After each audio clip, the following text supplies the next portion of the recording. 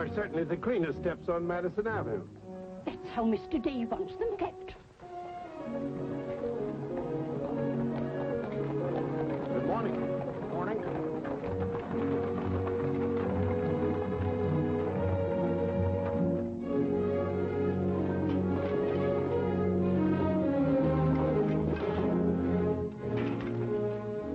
You're new here, aren't you? Just this morning.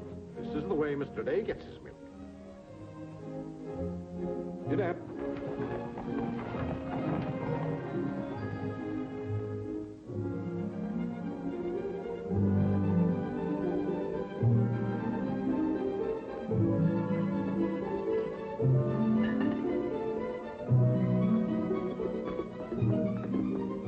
Annie, be careful of this dish. You could burn your hands.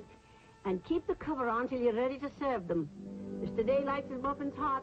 I'll do that.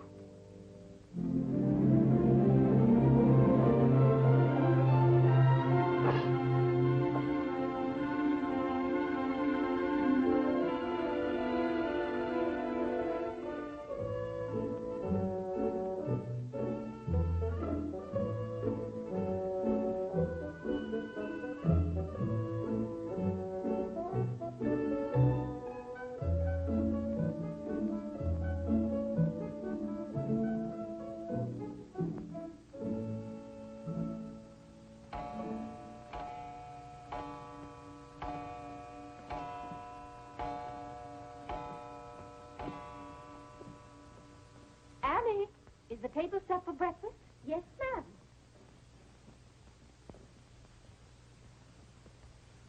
Good morning, ma'am. Good morning, Annie. How are you getting along? All right, ma'am. I hope. No, don't be nervous just because this is your first day. Everything's going to be all right. But I do hope nothing goes wrong. Oh, no, Annie. The cream and sugar go down at this end. Oh, I thought in the center, ma'am. Everyone could reach the mace here. Mr. Day sits here. Excuse me. I didn't know where to place the napkins, ma'am. You can tell by the rings. The boys have their initials. C for Clarence. He sits here. J for John. Here. W for Whitney. He sits over there, next to his father. Yes. And the one with the little dog on it is Harlan's, of course. He's the baby. This narrow plain one is mine. And this is Mr. Day's. It's just like mine, except that it got bent one morning. And that reminds me, Annie, always have Mr. Day's coffee piping hot. Yes, ma'am. And whenever Mr. Day speaks to you, just say yes, sir. Don't be nervous. You'll get used to him. Yes, oh, that beautiful rubber plant. I'm so glad it came. You mustn't water it every day. Too much moisture makes it very unhappy. Oh, good morning, Mother. I thought you were still upstairs. Good morning, Clarence. Father must be talking to himself. A redhead. Did you sleep well, Mother? Yes, thank you, dear. Golly, I'm hungry. Oh, and Annie, we always start with fruit in the morning, except the two younger boys who have their porridge and milk. Jiminy, another wreck on the New Haven. That always disturbs the stock market. Father won't like that. I do wish the New Haven would stop having wrecks if they knew how it upsets your father. My soul and body, Clarence, what's happened to your coat? Oh, it ripped open again. Margaret mended it for me, but it won't stay mended. Oh, dear. Well, I'll just have to speak to your father about a new suit of clothes. Clarence, why did you take my H2S so far out of our clothes closet? I've told you 100 times that closet's not to make experiments in. Two. Good morning, Mother. John, have you been making those chemical smells again? No, Mother. I'm making an electric battery. It'll ring a bell and everything. You know your father doesn't like electricity. But, Mother, everything's going to be electricity. Not in this house. Oh, God! What's the matter, Claire? What's wrong? Where's my necktie? Which necktie? The one I gave you yesterday. It isn't pressed yet. I forgot to give it to Margaret. I told you distinctly I wanted to wear that necktie today. You've got plenty of neckties. Put on another one right away and come down to breakfast. I don't know what this world's coming to. Mother, may I have my breakfast early? I'm going to play baseball. 3. Whitney, before you leave the house, you have to study your catechism. But, Mother, they're going to let me pitch today. Good morning. Who won? The Giants, 7-3. Buck Ewing hit a home run. Let me see. Boys, don't wrinkle the paper before your father sees it. Mother, Could you ask me my catechism now? I think I know it. Well, let's see. What is your name? Whitney Benjamin. Who gave you your... Heaven help me down, Mother. There are steps to come down, Mom. Good morning, darling. Good morning, Mother. How's your finger? It itches. Good, that's a sign it's getting better. Come along. Oh. Let's see, what was I doing? Oh, yes, the catechism. Who gave you your name? My sponsors in baptism, wherein I was made a member of Christ, the child of God, and an inheritor of the kingdom of heaven. Mother, if I hadn't been baptized, wouldn't I have any name? Not in the sight of the church. What did your sponsors then for you? They did promise and vow 3 things in my name. First, that I should renounce the devil and all his works, the false insanity of this wicked world, and all the sinful lusts of the flesh. And secondly, that I would read all the articles of the Christian faith. And thirdly, that I should keep God's holy will and commandments, and walk in the same all the days of my... Good morning, boys. Good morning. Good morning. Morning, Father. Morning, Vinny. Have a good night? Yes, thank you, Claire. Good. Sit down, boys. What's that thing doing in here? Claire, that's our new rubber plant. Place for rubber plants is on the equator. Take that object out, Catherine. You're not Catherine? No, sir. Good. Never liked Catherine anyway. Thank you, sir. Put it somewhere else, Annie, but not too near a window. Sit down, Harlan. Thank you, dear.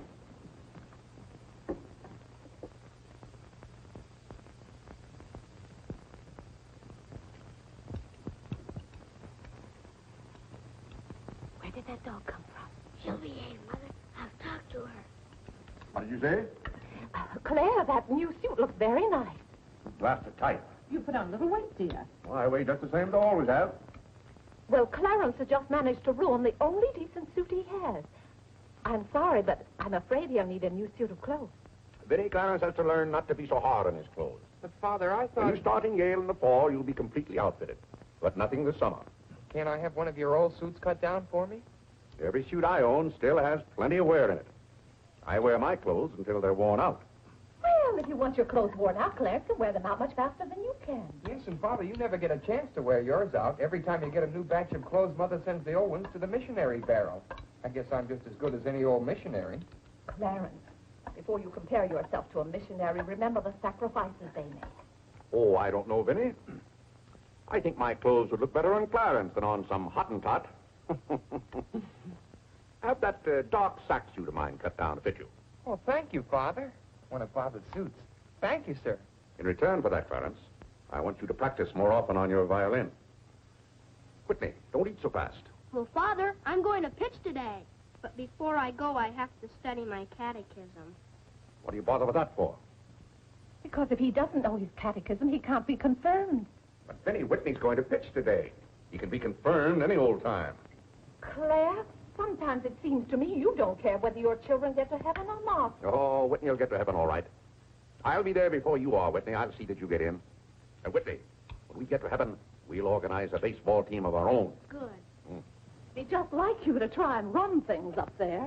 Yeah, from all I've heard about heaven, it seems to be a pretty unbusinesslike place. They could probably use a good man like me. What makes you so sure they'll let you into heaven? Well, if they don't, I'll certainly raise a devil of a row. Claire, I do hope you'll behave when you get to heaven. Now, Vinny. Vinny, how many times have I asked you not to engage a maid who doesn't know how to serve properly? Claire, can't you see she's new and doing her best? How can I serve myself when she's holding that platter over my head? Hold it lower, Annie. What became of the one we had yesterday? I don't know why you can't keep a maid. Oh, you don't. Why on earth can't you run your house the way I run my office? All I want is service. What the devil's that noise? It's Annie. Annie? Who's Annie? The maid. I'll take it, Annie. Claire, aren't you ashamed of yourself? What have I done now? You made her cry speaking to her the way you did. I never said a word to her. I was addressing myself to you. I do wish you'd be more careful. It's hard enough to keep a maid, and the uniforms just fit this one.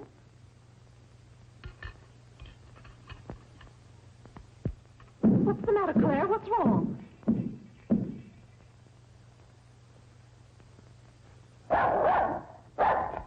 What in the name of...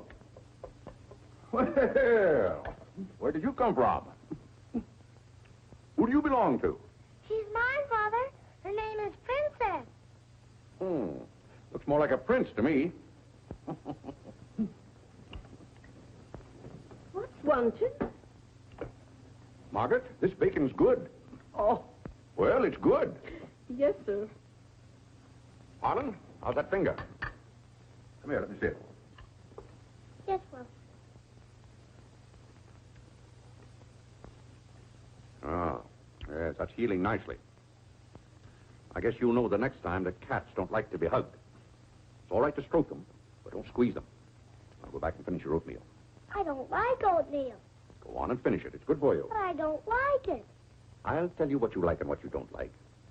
You're not old enough to know about such things. You've no business not to like oatmeal. It's good. I hate it. That's enough. We won't discuss it. Eat that oatmeal at once.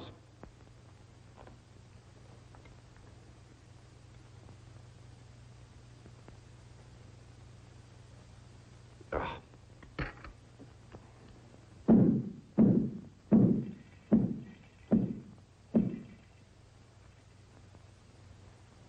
John, that letter's for your mother.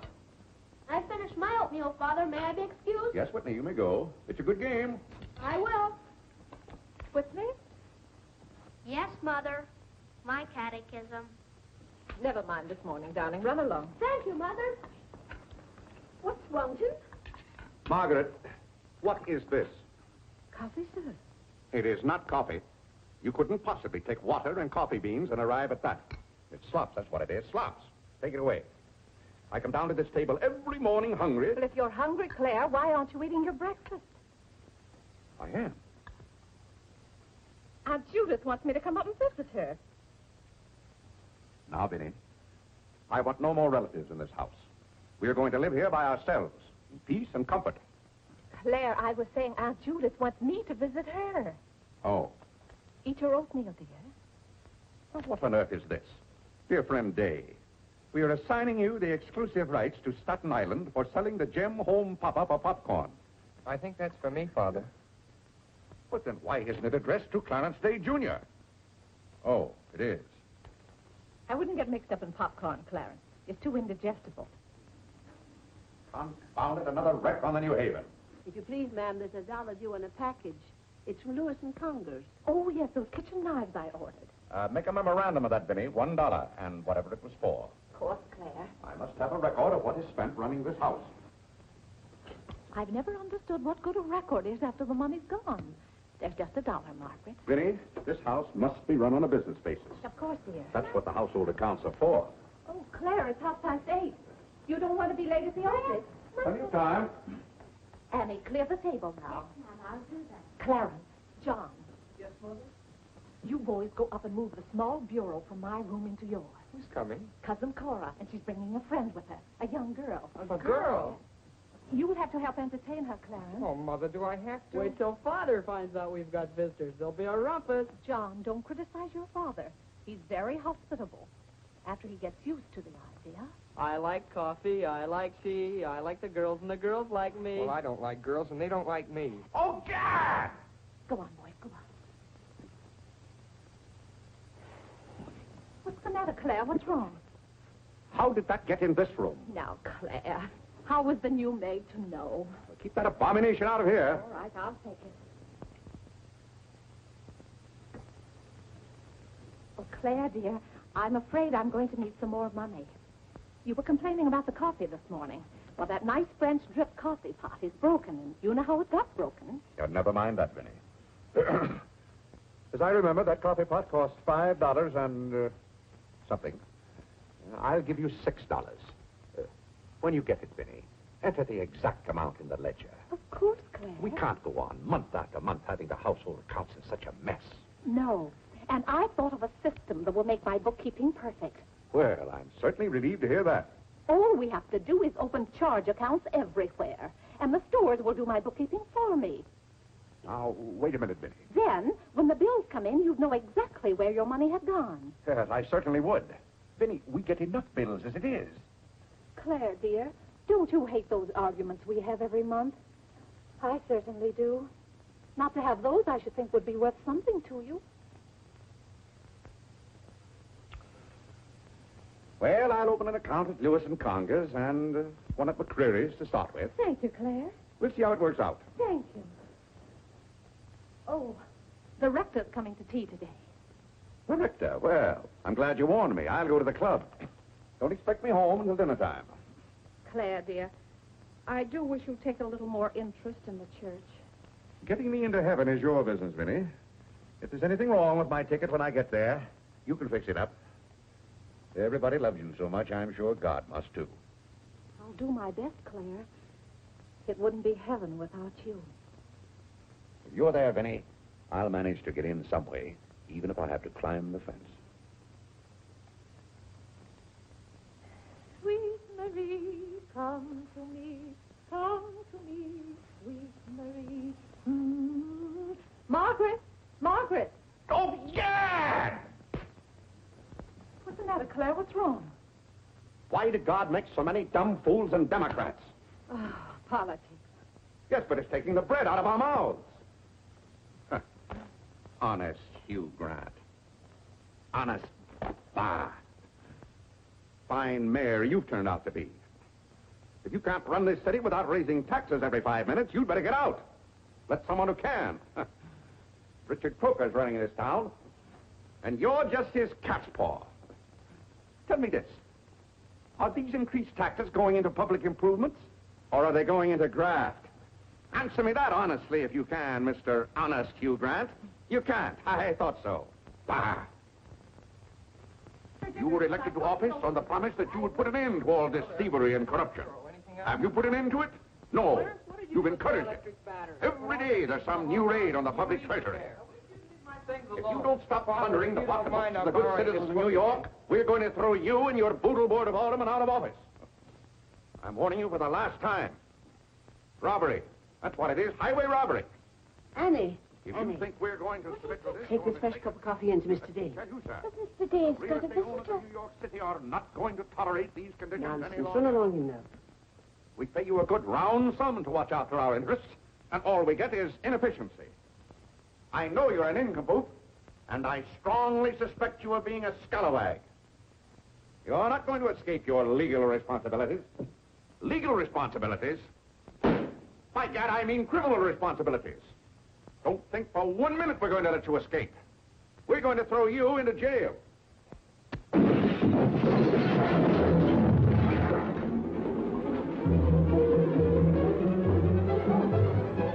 Annie, are you hurt?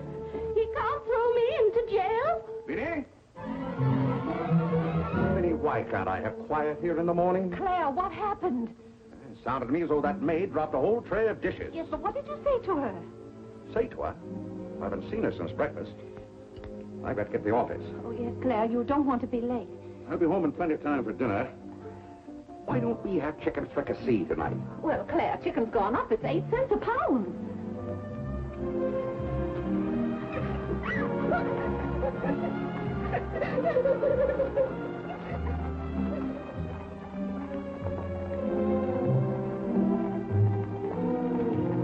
Where the devil's she going, dressed up like that? Claire, you've done it again. How could you? Could I what? Can't you see she's leaving? Dear, I have no time to engage a new maid. We'll have to have dinner out. Dinner out? Nonsense. I'll engage a new maid myself. Claire, you can't. She has to fit the uniform. I'll have one here in an hour. Goodbye, dear. Bye. Good morning, Mr. Day. On your way to the office? Yes, Clarence. Good morning. Mrs. Day? Good morning, Mr. Day. Jim?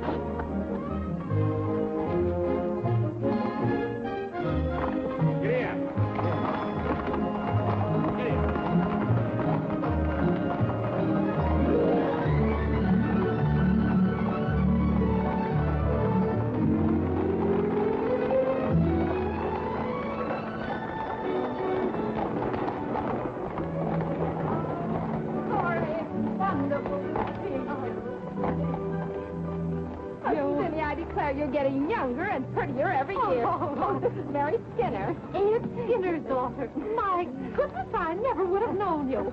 Just leave your things out here and come right on in. I heard my father talk so much about you. Did he tell you how he used to dip my pigtails in the inkwell at school? What's the news in Pleasantville, Cora? Oh, Vinny, I have so much to tell you. We wrote you that Aunt Carrie broke her hip. Yeah. That was the night that Robert Ingersoll lectured. Of course, she couldn't get there, but it was a good thing for Mr. Ingersoll she didn't. How do you do, Cousin Cora? Oh, Clarence. My. Oh, no, Cora, this is John. John. Why, how you've grown. You'll be a man before your mother. John, this is Mary Skinner. How do you do? How do you do? Vinny, everybody in Pleasantville sends their love. Oh. Grandpa Ebbett, Cousin Edith, Aunt Hattie, the Taylors, oh, just everybody. Cora, how did. is Grandpa Ebbett? Oh, he hasn't been at all well. You know he only has one kidney, and that's floating. How do you do, Cousin Cora? I'm glad to see you. This can't be Clarence. Yes, it is. My. My goodness, every time I see you boys, you've grown another foot. Let's see, you're going to St. Paul's now, aren't you? St. Paul's? I was through with St. Paul's long ago. I'm starting in Yale this fall. Yale? Oh, Mary, this is Clarence, Mary Skinner. How do you do? Oh, this is Mary's first trip to New York. Yes, it is. It's her first trip. We'll have to show Mary around. Oh, I tell you, I'll ask Mr. Day to take us all to Delmonico's for dinner tonight. Delmonico's? Think of that, Mary. Delmonico's. And Cousin Clara's such a wonderful host. Well, I know you girls want to freshen up, so come upstairs. Clarence, get their bags. I've given you girls Clarence's room, but he didn't know about it until Now, this Vinny, morning. I don't want you to He hasn't give us moved a his call. things Don't out you yet. bother about us for That doesn't 1 make minute. John, get their old bags.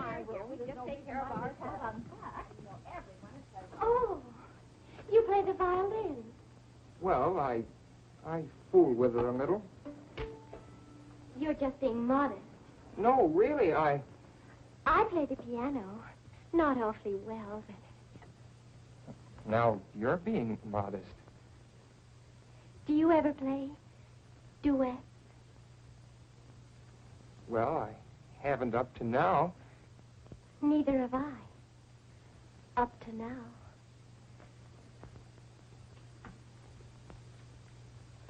Cora didn't tell me about you. I never met a Yale man before.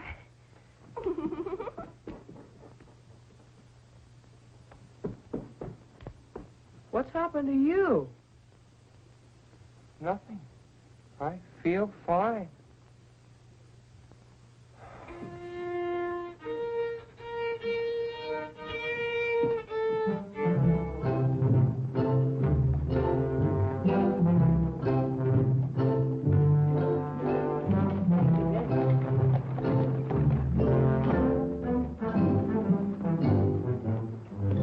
Where do you keep them?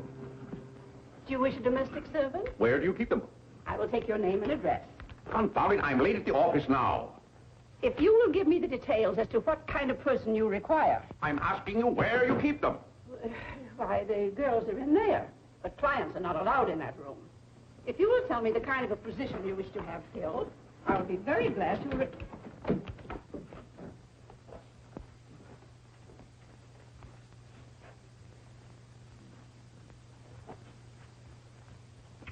Stand up, please. Sir, this is quite against the rules. I must know what you want the girl for. I'll take that one. What's your name? Hilda, sir. Hilda, you go right over to 420 Madison Avenue. I will, sir. That's all, thank you. Sir, before I can let any girl go from this establishment, I must know the character of the home in which she will be employed. Madam, I am the character of my home. My duty toward my neighbor is to love him as myself and to do unto all men as They should do unto me. as they should do unto me. To He really knows it. Well, he's done very well for so young a boy. May I go now? Yes, darling. Thank you, Dr. Lloyd. Not at all. Come on, Harlan. Wait for me. Ah, you and Mr. Day must be very proud of your children. I was hoping I'd find Mr. Day at home this afternoon. Well, he's usually home from the office by this time. Perhaps he's gone for a gallop in the park. It's such a fine day. He's very fond of horseback riding, I believe. Oh, yes. Tell me, has he ever been thrown from a horse? Oh, no. No horse would throw Mr. Day. I just thought he might have had some accident. I notice he never kneels in church. Oh, that's no accident. But I don't want you to think he doesn't pray. He does. Why, sometimes you can hear him all over the house. But he never kneels. Ah, perhaps that's Mr. Day now. I hardly think so. Oh, the devil, I forgot. Claire, you're just in time for tea. I'll send for some hot water. How are you, Dr. Lloyd? It's a great pleasure to have a visit with you, Mr. Day. Mother, are they back yet? No, Clarence, no. Except for a brief glimpse on the Sabbath, I don't see much of you. Well, Claire, did you have a busy day at the office? Devilishly busy. Claire. A very busy day. Tired out. How a man can get tired just sitting at a desk all day, I don't know. I suppose Wall Street is just as much a mystery to you as it is to me, Dr. Lloyd. No, it's all very clear to me. My mind often goes to the businessman. The picture I'm most fond of is when I envision him at the close of the day's work. I see him pausing in his toil, and it comes over him that all those figures of profit and loss are without importance or consequence. Vanity and dust. Well, I'll be... Claire? Yes, ma'am? Delia, some more hot water, please. Yes, ma'am. Who's that? The new maid. Where's the one I sent this morning? The uniform didn't fit. I like the one I picked out better. Claire, Dr. Lloyd wants to tell us about the plans for the new edifice. The new what? The new church. You knew we were planning to build a new church. Of course, we're going to have to raise a large sum of money. Well, personally, I'm against the church hopping, skipping, and jumping all over the town. So any contribution I make will have to be a small one. The amount everyone is to subscribe has already been decided. Who decided it? After considerable thought, we voted that our supporting members should each contribute a sum equal to the cost of their pew. I paid $5,000 for my pew. Yes, Claire, that makes our contribution $5,000. That's robbery.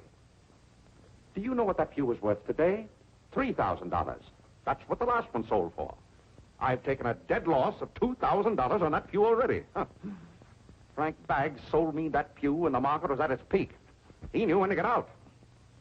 And I'm warning you, Vinny, if the market ever goes up, I'm going to unload that pew. Clarence Day, how can you speak of the temple of the Lord as though it was something to be bought and sold on Wall Street? Now, Mrs. Day, your husband is a practical man. We've had to be practical about the new church. We have all the facts and figures. Oh? What's the property worth where we are now? Oh, let's see. Is it $40,000? I know the figure has a 4 in it. What's the new piece of property going to cost you? I think the figure I heard mentioned was $85,000.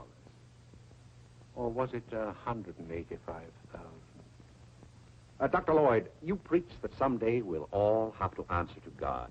We shall indeed. Well, I hope God doesn't ask you any questions with figures in them. Mrs. Day is in the living room. Thank you. It's Cousin Cora. She's passing through town. Oh. Well. Oh, hello. Hello. Hello. Thank you for helping me. Come, Mary. Oh, Vinny, what a day. We've been in every shop in town. Why, Cousin Claire. Cora, My. you're as welcome as the flowers in May. This is Mary Skinner, Mr. Day. How do you do? I've been telling Mary all about you. She's been dying to meet you. Well, Dr. Lloyd, I want you to meet my favorite cousin, Miss Cartwright. How do you do? And this is Mary Skinner. Miss Skinner, Dr. Lloyd. How do you do? How do you do? Well, this seems to be a family reunion. I'll just run along. goodbye, Dr. Lloyd. Goodbye, Miss Cartwright. Goodbye. Goodbye. Clarence, you haven't said how do you do to Dr. Lloyd. Goodbye, Dr. Lloyd. Goodbye, everybody. I'll go to the door with you, Dr. Thank you, Lloyd. and thank you so much for tea. Those muffins were delicious. Who did you say this pretty little girl is? She said Skinner's daughter, Mrs. Mary's first trip to New York. Oh, sit down, sit down. Have some tea. We had tea downtown. Oh, never mind then. Delia, sit down, sit down. Even if you have had tea, you can stay and visit for a while. As a matter of fact, why don't you both stay to dinner? That's all arranged, Claire. Cora and Mary are going to have dinner with us. Fine, fine. Of course, you just have to take potluck. Well, I'd hardly call it pot. Claire, did you know the girls are going to visit Aunt Judith in Springfield for a whole month? Fine. Now, how long are you going to be in New York, Cora? All week. Splendid. We'd hope to see something of you. Well, you certainly will. Cora, did you find anything you wanted in the shop? Oh, I can't wait to show you. Oh, but I'm afraid some of these packages can't be opened in front of Cousin Claire. Shall I leave the room?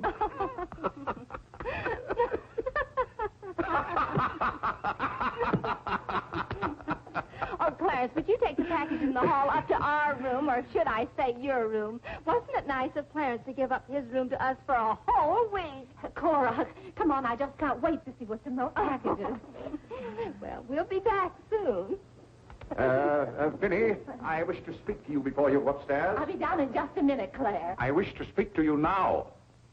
I'll be up in just a minute, Cora. It's all right, Vinny. Come along, Mary. Are those two women encamped in our house? Now, Claire. Answer me, Vinny. Now, Claire, you know... Answer me! Just a minute. Clarence.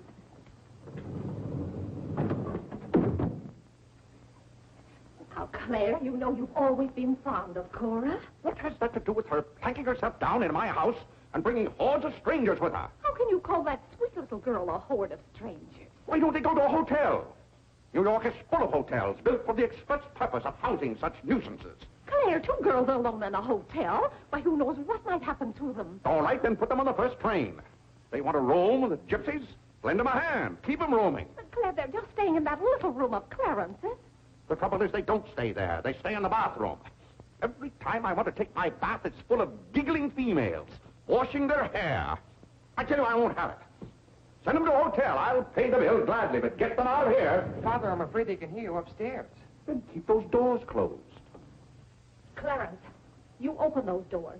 Open them all the way. Now, Claire, you be quiet and behave yourself. They're here, and they're going to stay here. That's enough, Vinny. I want no more of this argument.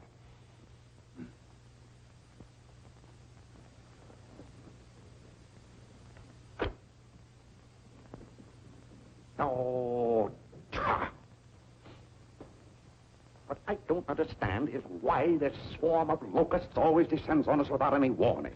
Oh, thunder.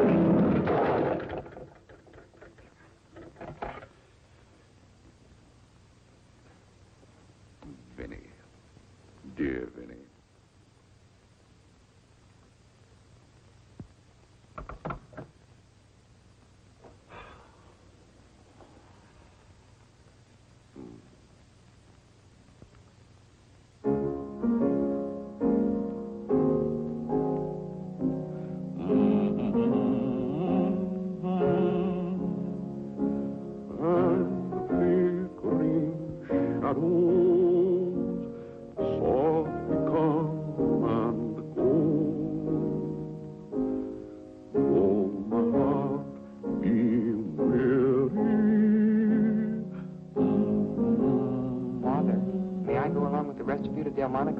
What's that, Delmonico's? You're taking Mother, Cousin Cora, and Miss Skinner to Delmonico's for dinner tonight.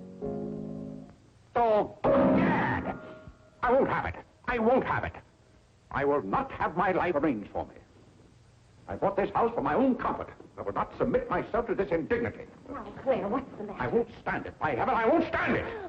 Clarence. Do I understand that I am not permitted to have dinner in my own home? Claire, a little change will do you good. I have a home to have dinner in, and any time I can't have dinner at home, this house is for sale. Well, Claire, you can't have dinner here tonight because it isn't ordered. And besides, Cora and Mary want to see something of New York. Well, that's no affair of mine. I am not a guide to Chinatown and the Bowery. Oh, Mr. Day, I just love your house. I could live here forever.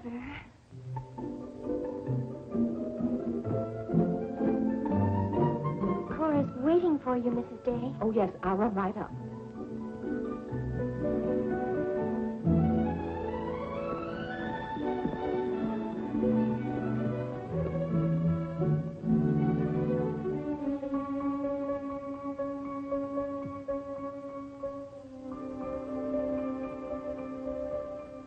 I'm glad you like our house, Miss Skinner.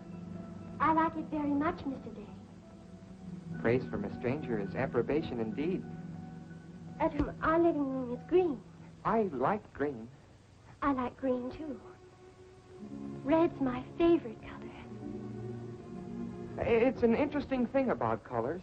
Red's a nice color in a house, too, but outside, too much red would be bad. I mean, for instance, if all the trees and the grass were red. Outside, green's the best color. That's right. I never thought of it that way. But when you do think of it, it's quite a thought. I bet you make your mark at Yale. Oh. My mother wants me to go to college. Do you believe in girls going to college? I guess it's all right if they want to waste that much time. Before they get married, I mean. I'm glad you're fond of music, Mr. Day.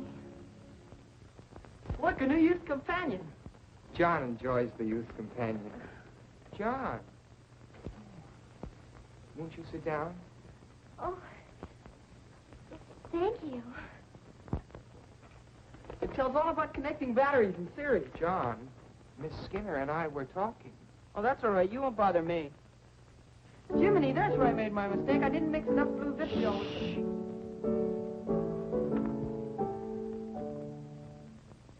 Oh, don't stop. Can you play that? I'm afraid not. Can you play Sweet Genevieve? That's my favorite. Not without my music. Hymns are nice, don't you think? I like this one.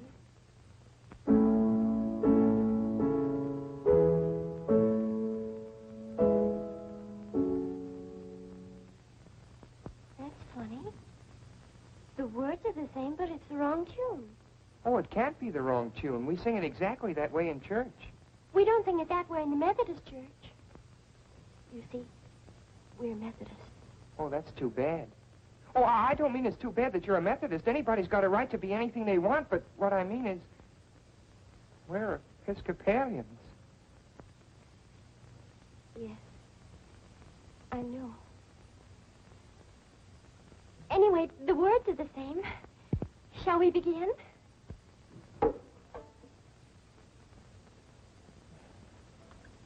Now.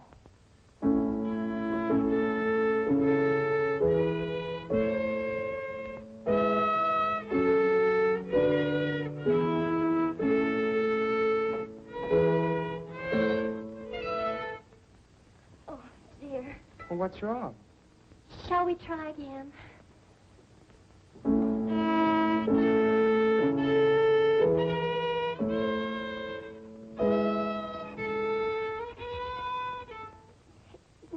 My fault. Oh, no, it's my fault. No, you're the Episcopalian.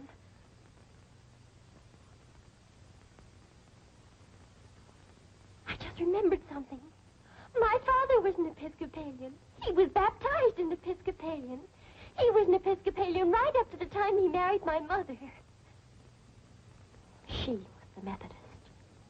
Oh. Oh, well, let's try it again, then.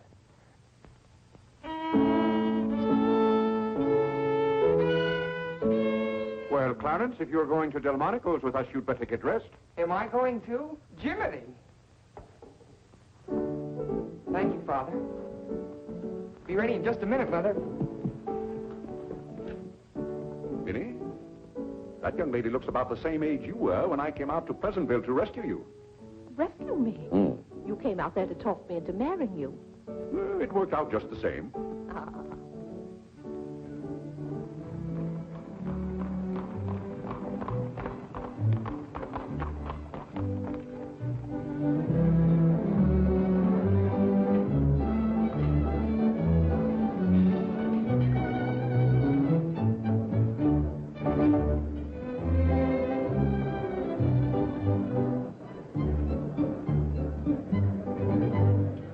L'addition, François. Oui, monsieur, tout de suite.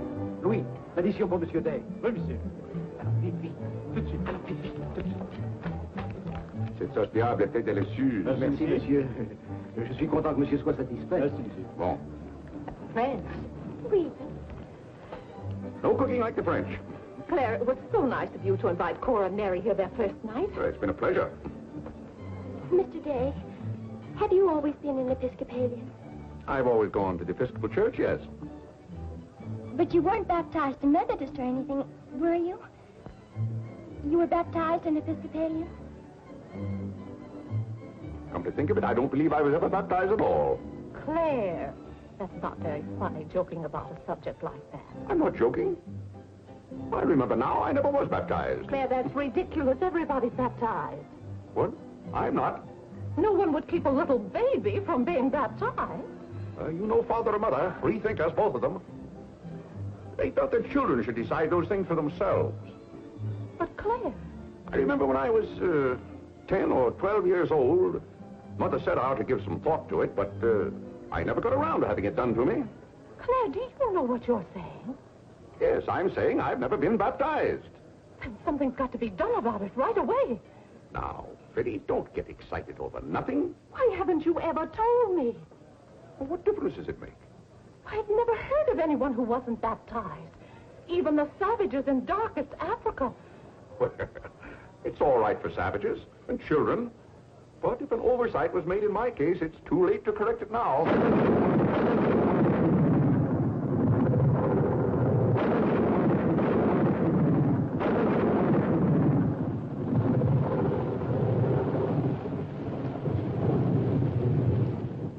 But if you're not baptized, you're not a Christian. I confound it, of course I'm a Christian. A mighty good Christian, too. A lot better Christian than those psalm singers in church. But you can't be if you won't be baptized. I won't be baptized, and I will be a Christian. I'll be a Christian in my own way. Claire, don't you want to meet us all in heaven? Of course. And I'm going to. But you can't go to heaven if you're not baptized. Ah, that's a lot of falderall.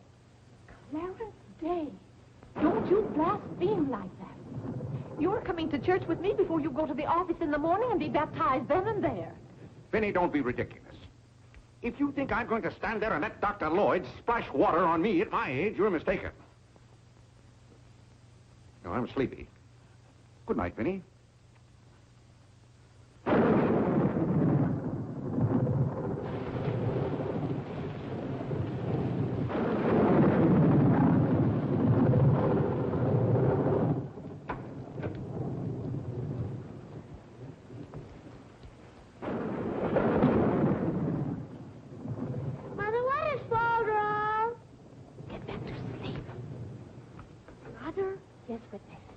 Hasn't been baptized, he hasn't any name.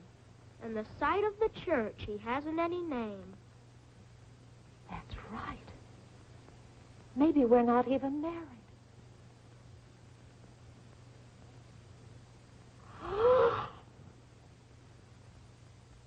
We, thine unworthy servants, do give thee most humble and hearty thanks for all thy goodness and loving kindness to us and to all men. We bless thee for our creation, preservation, and all the blessings of this life. But above all, for thine inestimable love in the redemption of the world by our Lord Jesus Christ. For the means of grace, for the hope of glory. And we beseech thee, give us that due sense of all thy mercies, that our hearts may be unfeignedly thankful. And that we show forth thy praise, not only with our lips, but in our lives, by giving up ourselves to thy service, and by walking before thee in holiness and righteousness all our days. Through Jesus Christ our Lord, to whom, with thee and the Holy Ghost, be all honor and glory, world without end. The grace of our Lord Jesus Christ, and the love of God, and the fellowship of the Holy Ghost, be with us all evermore. Amen. Amen.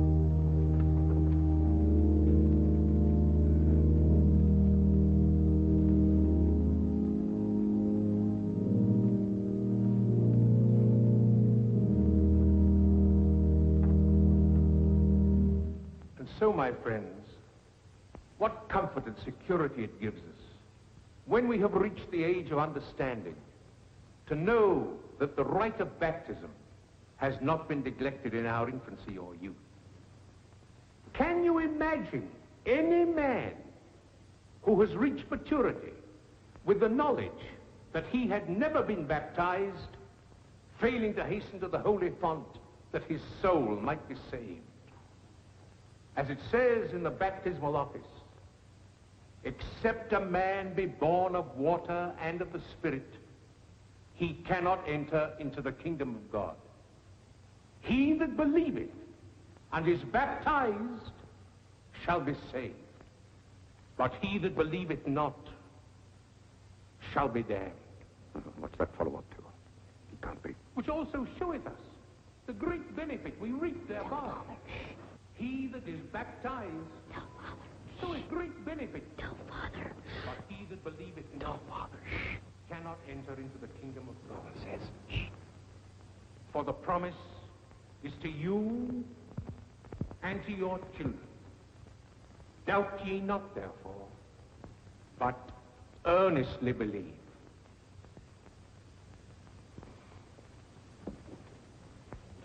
In the name of the Father, and of the Son, and of the Holy Ghost. Amen. Amen.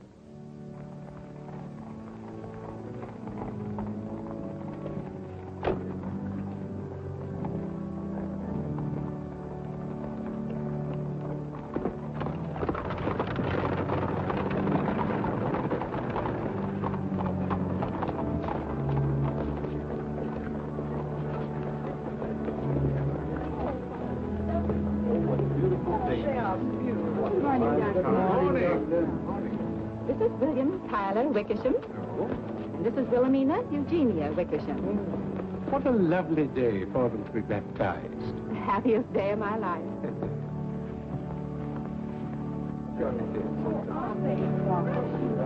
Lovely. Thank you, Mrs. Dale.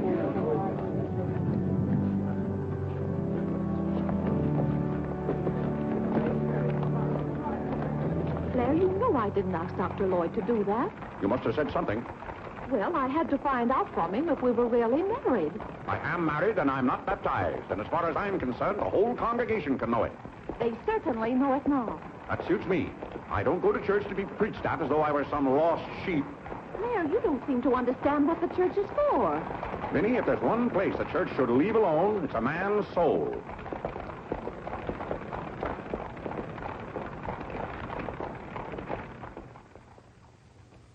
Well, he's going to be baptized, Cora. You mark my word. I just couldn't go to heaven without Claire. Why, I get lonesome for him even when I go to Ohio. It's awfully hard on a woman to love a man like Claire so much. Oh, men are so aggravating. They take everything for granted. They certainly do. You know, I don't believe Claire has come right out and told me he loves me since we've been married. Of course, I know he does because I keep reminding him of it. You have to keep reminding them, Cora. Vinny, the table isn't set for dinner yet. I'll be back in a minute, Cora. We're having it after Cora and Mary go to the train. Their cab is coming at 1 o'clock. Cab? The horse cars go right past the door. But, Claire, they have those heavy bags. Cabs are a waste of money. Well, if dinner's going to be delayed, I'll work on this month's bills. What are they? Now, Claire, it isn't fair to go over the household accounts when you're hungry. Vinny, where are those bills? They're in the library on your desk. Oh.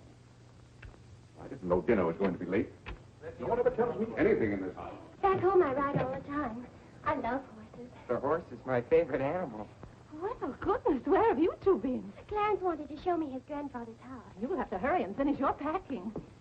It won't take me long. Can I help you pack? Clarence! Clarence? Why did you kneel in church today? I just couldn't. If it's because your father doesn't kneel, you must remember he wasn't brought up to kneel in church. But you were. Has it anything to do with Mary? I know she's a Methodist. Oh, no, Mother. Methodists kneel. Mary told me. They don't get up and down so much, but they stay down longer. Clarence, you want to kneel, don't you? Oh, yes, I wanted to kneel today. I tried. You saw me try, but I just couldn't. Is that suit of your father's too tight for you?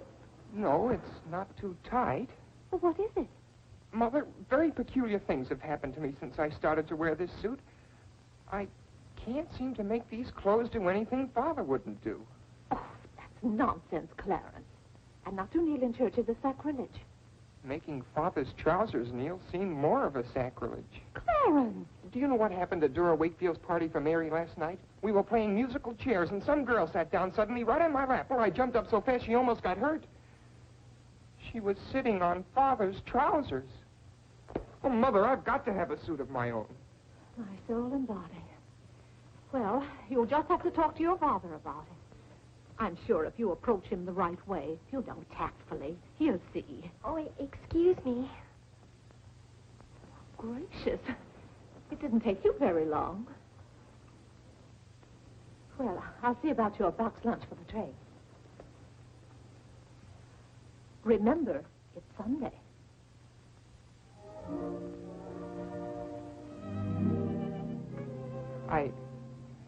I was hoping we could have a few minutes together before you left. Cora had so much to do, I wanted to get out of her way. Well, didn't you want to see me? I did want to tell you how much I've enjoyed our friendship. Oh, hello. Mother told us to sit in the living room till dinner's ready. Not on the best sofa. Hello. Have you ever been out on our porch? Oh, yes. Well, let me show it to you. It's awfully hard to grow up in a family with children. My, I've never known a week to pass so quickly. Why, Yes? Yes? You're going to write me when you get to Springfield, aren't you? Of course. If you write me first. But you'll have something to write about, your trip and Aunt Judith and how things are in Springfield. You write me as soon as you get there. Maybe I'll be too busy. Maybe I won't have time. Well, you find the time. Let's not have any nonsense about that. You'll write me first and you'll do it right away, the first day. How do you know I'll take orders from you? I'll show you. Give me your hand. Why should I? Give me your hand, confound it. What do you want with my hand? I just wanted it. What are you thinking about? I was just thinking. About what? I was hoping you'd write me first, because that would mean you liked me. Well, what's my writing first got to do with liking you? You do like me then. Of course I do. I like you better than any girl I ever met. But you don't like me well enough to write first. Well, I don't see how one thing's got anything to do with the other. But a girl can't write first because she's a girl. Well, that's nonsense. If a girl has something to write about and a fellow hasn't, there's no reason why she shouldn't write first. You know, the first few days I was here, you'd do anything for me. And then you changed. You used to be a lot of fun. Then all of a sudden you turned into an old sober size. Why, you even dressed like an old sober size. What's the matter? I just happened to remember something. What? Oh, I know. It's because this is the last time we'll be together. Mary, please. But, Clarence, we'll see each other in a month when I come back. Oh, Clarence, please write me first, because that'll show me how much you like me. Please. I'll show you how much I like you. Get up, get up! Oh, Mary, don't do that. Please don't do that. No, you're just a bold and forward girl. Oh, no, it's not that. Was it because it's Sunday? No, it'd be the same any day. Oh, You just didn't want me sitting on your lap. Oh, it was nice of you to do it. It was nice of me, so you told me to get up. You just couldn't bear to have me sit there. Oh, you needn't write me first. You needn't write me any letters at all. Because I'll stay in the road without owning them. I never want to see you again. Oh, Mary, Mary, listen to me. Mary, please. Oh, Mary.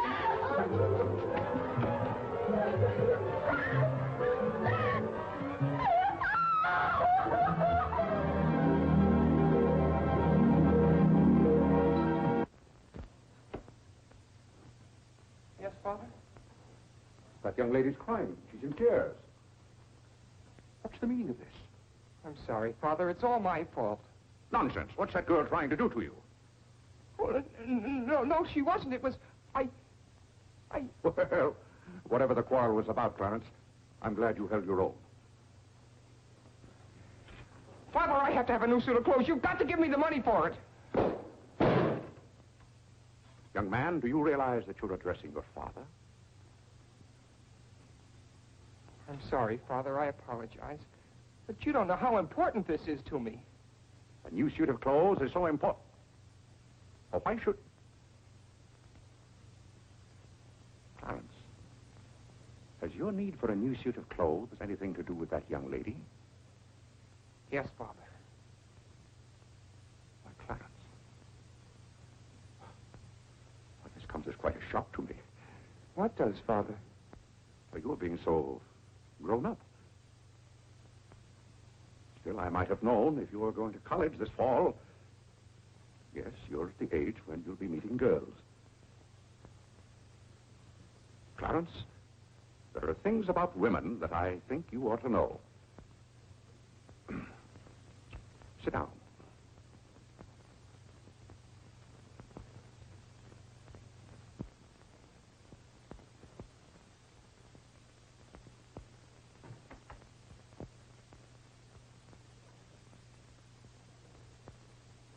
Yes, I think it's better for you to hear this from me than to have to learn it for yourself. Clarence, women aren't the angels that you think they are. Well, now, first let me explain this to you. You see, Clarence, we men have to run this world, and it's not an easy job. It takes work, and it takes thinking. A man has to reason things out. Now, you take a woman. A woman thinks... No, I'm wrong right there. A woman doesn't think at all. She gets stirred up. And she gets stirred up over the most confounded things. Now, I love my wife just as much as any man, but that doesn't mean that I should stand for a lot of falderall. By gad, I won't stand for it. Stand for what, Father? That's the one thing I shall not submit myself to. Clarence, if a man thinks a certain thing is wrong, he shouldn't do it. If he thinks it's right, he should do it. Now, that has nothing to do with whether he loves his wife or not. Who says it has, Father? They do. Who, sir? Women. They get stirred up. And then they try to get you stirred up, too. But don't you let them do it, Clarence. Don't you let them do it. Now, if you can keep reason and logic in the argument, a man can hold his own, of course. But if they can switch you, pretty soon the argument's about whether you love them or not. I swear I don't know how they do it. But don't you let them, Clarence. Don't you let them. I see what you mean so far, Father. If you don't watch yourself, love can make you do a lot of things you don't want to do. Exactly. But if you do watch out and know just how to handle women, then you'll be all right. All a man has to do is be firm. You know how sometimes I have to be firm with your mother. Yes, but Father, what can you do when they cry? Well, that's quite a question. You just have to make them understand that what you're doing is for their good. I see. Now, Clarence, you know all about women.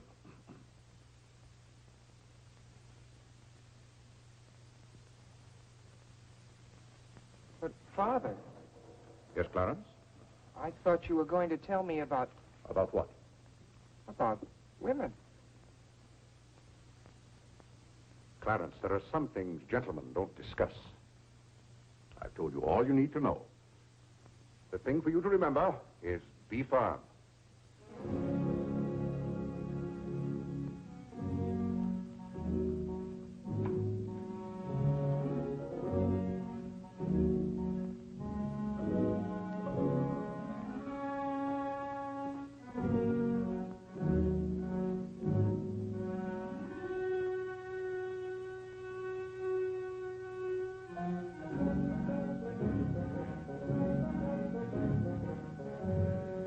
Mary, when you get to Springfield, the very first thing you...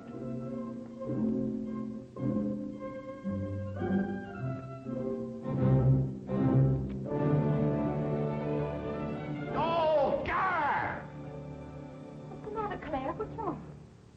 Sit down, Vinny. Oh, Claire, Cora and Mary are leaving any moment Sit down. now. Vinny, you know I like to live well, and I want my family to live well. But this house must be run on a business basis. I must know how much money I'm spending and what for. For instance, if you recall, a week ago, I gave you $6 to buy a new coffee pot. Yes, because you broke the old one. You threw it right on the floor. I'm not talking about that. Now, I find here It among was my... a pity to break that nice coffee pot, Claire. It was imported from France, and that little shop has stopped selling them. But what has that They to... said the tariff wouldn't let them, and that's your fault because you're always voting to raise the tariff. The tariff protects America against cheap foreign labor. Now, this bill... The tariff does nothing but put up the prices, and that's hard on everybody, especially the farmer. Vinny, I wish to heaven you wouldn't talk about matters you don't know anything about. I do, too, know about them. Miss Gulick says that every intelligent woman should have some opinion Who, about... may I ask, is Miss Gulick? She's the current events woman I told you about, and the tickets are $1 every Tuesday. Do you mean to tell me that a pack of idle-minded females pay $1 apiece to hear another female gabble about the events of the day? Listen to me if you want to know anything about the events of the day. But you get so excited, Claire. And besides, Miss Gulick says that our president, whom you're always belittling, prays to God for guidance. Vinny, what happened to that $6? What's $6? I gave you $6 to buy a new coffee pot. Now I find that you apparently got one at Lewis in Congress and charged it. Here's the bill. One coffee pot, $5. So you owe me $1, and you can hand it right over. I'll do nothing of the kind. What did you do with that $6? Well, Claire, I can't tell you now, dear. Why didn't you ask me at the time? I give up. Wait a minute. I spent $4.50 for that new umbrella. Now we're getting somewhere. One umbrella, $4.50. And that must have been the week I paid Mrs. Tobin for 2 extra days washing. Mrs. Tobin. That's $2 more. $2. That makes $6.50, and that's another 50 cents you owe me. I don't owe you anything.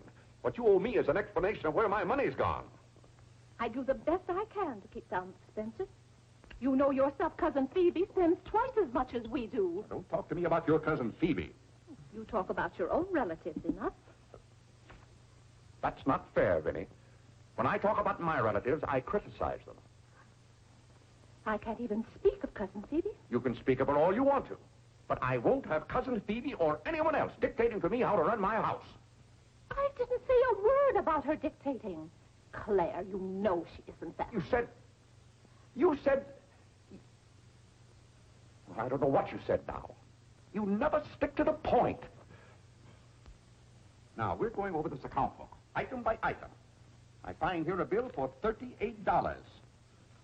I don't know what you expect of me. I tire myself out chasing up and down those stairs all day long, trying to look after your comfort, to bring up our children. I do the mending and the marketing. Now you want me to be an expert bookkeeper, too.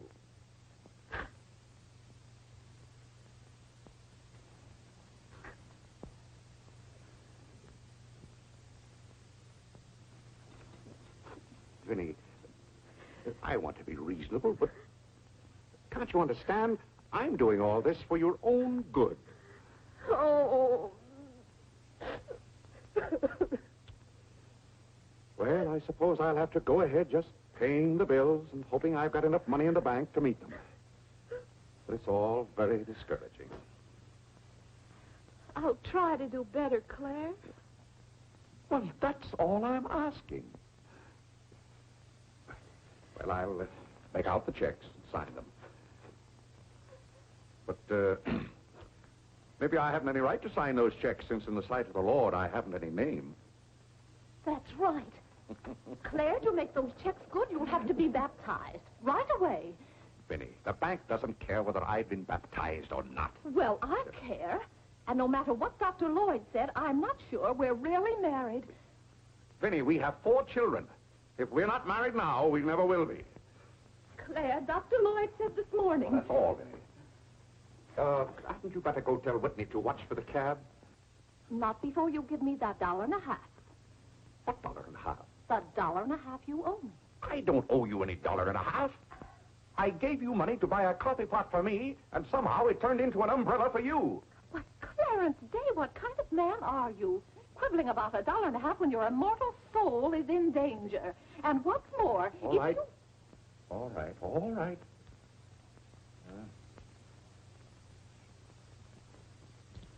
Thank you, Claire. Now the accounts are all straight again.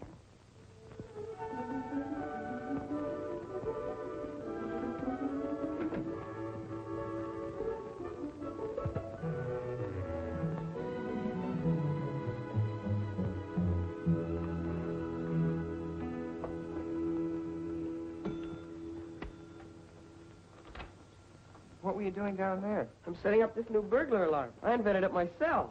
Have you got any money you can lend me? No, you owe me 30 cents now. Well, I'll give you my stamp collection and my piece of John Wilkes Booth's finger. How much? Enough to get a new suit of clothes?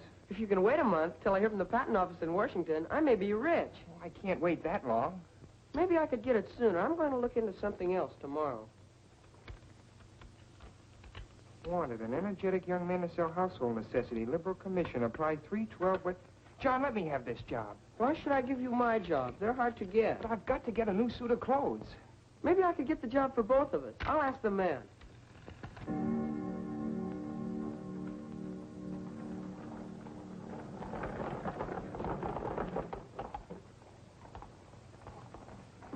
The cab's here, Father. Oh, thank you, Whitney. Vinny, Cora, the cab's here. John, go up and get their bags. Yes, sir. Here's the lunch for the train, sir. Take it out for the cab. Who's that one? It's Ellen. Delia left yesterday. I don't know where your mother finds them. Now, Vinny, don't you let Clara worry about us. We have plenty of time. Take the bags right on out, John. Yes, sir. Well, goodbye, Clarence. It was so nice to see you Goodbye, again. Cousin Cora. Goodbye, Whitney. Now, you be a good boy. Goodbye, Cousin Cora. Goodbye, Harlan.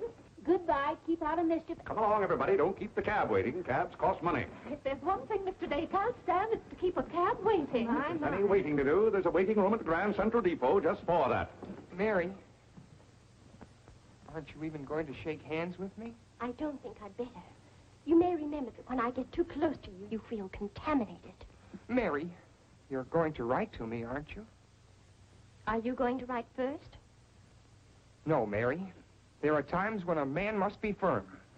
Mary, Mother says you better hurry out before Father starts yelling. It's Sunday. Goodbye, John. I'm very happy to have made your acquaintance. Thank you. May I help you? No, thank you. Take care of yourself. Goodbye, Mr. Day. Goodbye, Mary. Goodbye, Mr. Day. I've had a wonderful Goodbye, time. Mary. Bye-bye. Goodbye. Goodbye, Cousin Claire. Goodbye, Cora. Goodbye, Cora.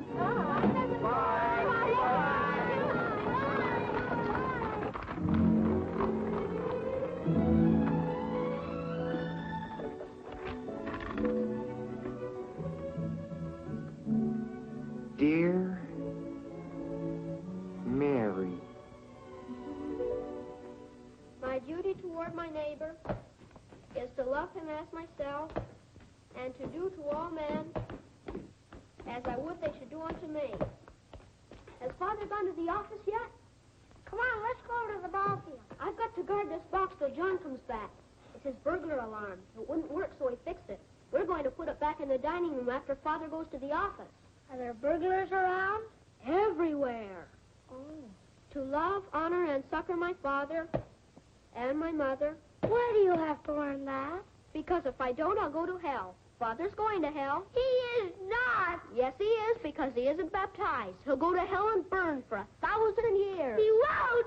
He won't! He'll be in a lake of fire and brimstone, and 1,000 devils with pitchforks will be poking at him. No, Mother, don't let the Father will hear you. No, I don't.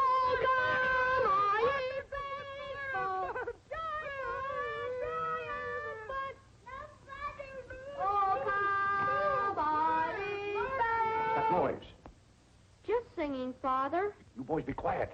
You know your mother isn't feeling well. Yes, Father.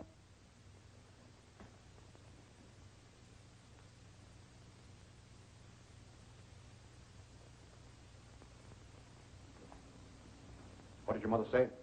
She says she doesn't want any breakfast. Now, why does your mother do that to me? You know, it just upsets my day when she doesn't come down to breakfast. A special delivery, sir. Thank you. Thank you. Where's John this morning? Well, John had his breakfast early, Father, and went out to see about something. See about what? Well, John and I thought we'd work this summer and earn some money. Good. Work never hurt anyone. It's good for them. But if you're going to work, work hard. King Solomon had the right idea about work. Whatever thy hand findeth to do, Solomon said, do thy doggonedest.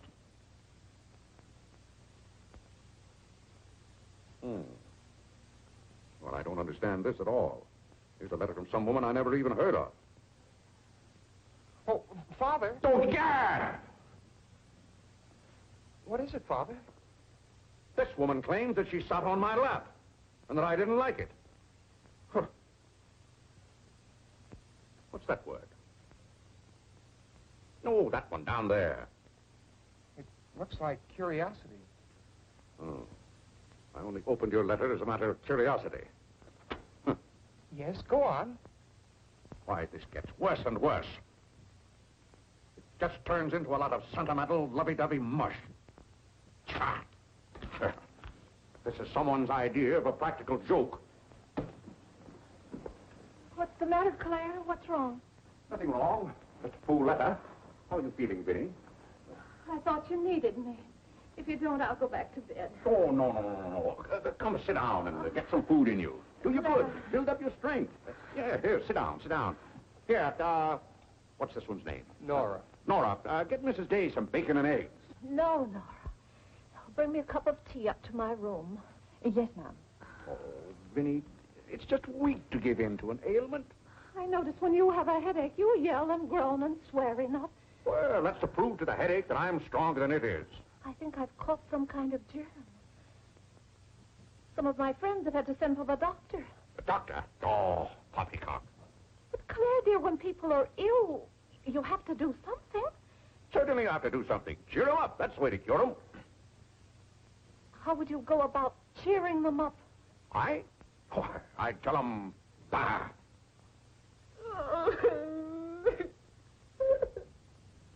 What have I done now? Oh, Claire, hush up.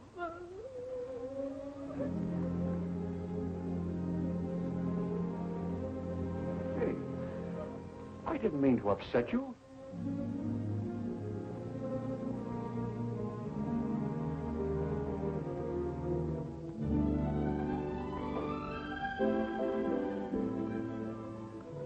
Dear Clarence.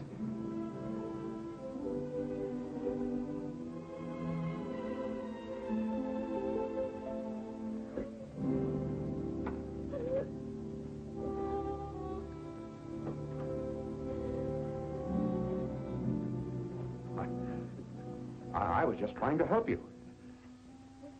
You know, when you take your bed, I have a confounded lonely time around here. So when I see you getting it into your head that you're not feeling well, I want to do something about it. But just because some of your friends have given into this, no reason why you should imagine you're ill. Claire, stop. Get out of this house and go to your office.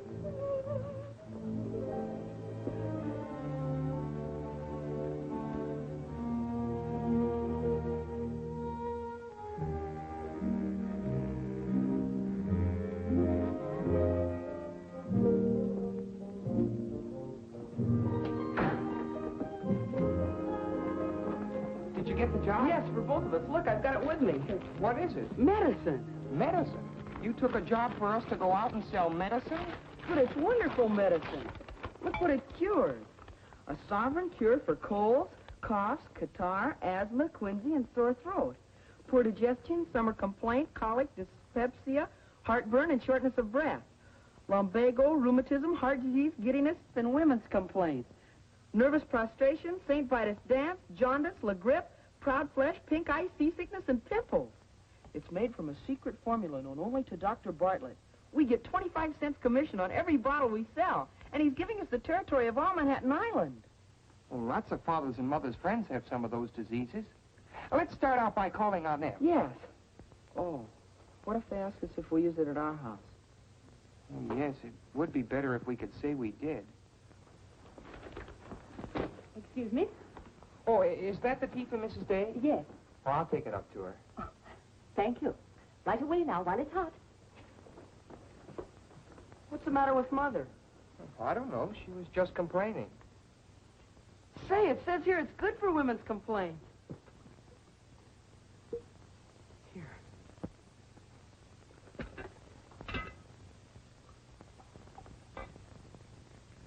Yes, sir. Chesapeake, Ohio, and 8. New York Central, 3/4. I'd like to see Mr. Day about those Morris and Essex apartments. Today's very busy this morning. You'll have to wait.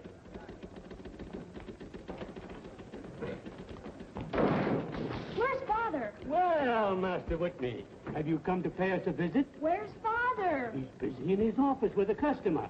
Mr. Whitney! But, Mr. Day, the president of the firm is... Father, you have to come home right away. What's the meaning of this? Who sent you down here? Your mother? No, sir. Mother's ill. She's terribly ill. Did the doctor send you for me? No, sir. It was Margaret. Margaret? Margaret says you're to come home right away and no nonsense. Perkins, go down and stop the first cab you see. A cab, sir? For you, Mr. Day? Yes, I want a cab, and no nonsense. Yes, sir. I'm sorry, Mr. Hopkins.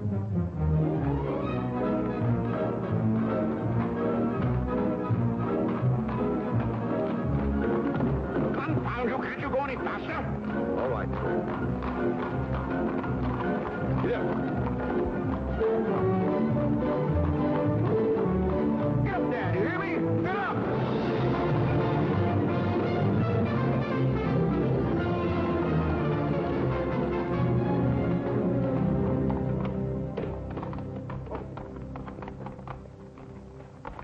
Oh, Doctor, how is Mrs. Day? She's a pretty sick woman. Oh, what's wrong with her? Well, do you know or don't you? What did Mrs. Day have for breakfast this morning? Not a thing. I tried to get her to eat something, and she wouldn't. I can't understand it. Understand what? These violent attacks of nausea. It's almost as though she were poisoned. Poisoned? Let me take your cab. I'll try not to be gone more than 10 or 15 minutes. And, Mr. Day, you're not to go into a room. You'd better get her well. Right away, or you'll hear from me. Turn west on 47th Street. Get up, get up.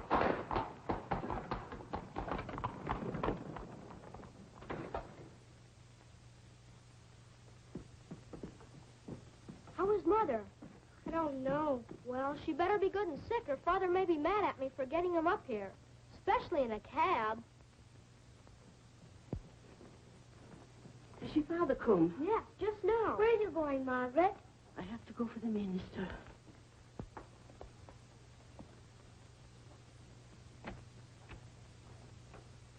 I guess the minister's coming to baptize Father, so I won't have to go to hell. You can't be baptized in a house. You've got to have water. We have lots of water. Not the right kind.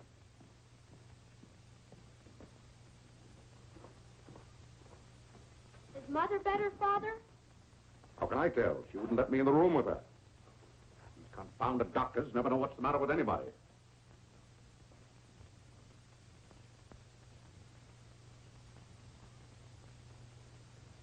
Father, Yes? Mother's going to get well, isn't she? Of course she's going to get well. Father, may we come in? It's lonesome without Mother. Yes, it is Harlan. It's lonesome. Come in, boys.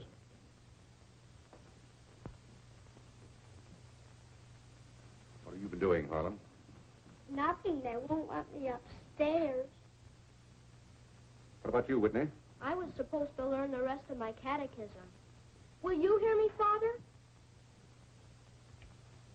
Yes, Whitney, I'll hear you. Start here. How many parts are there in a sacrament? 2. The outward visible sign and the inward spiritual grace.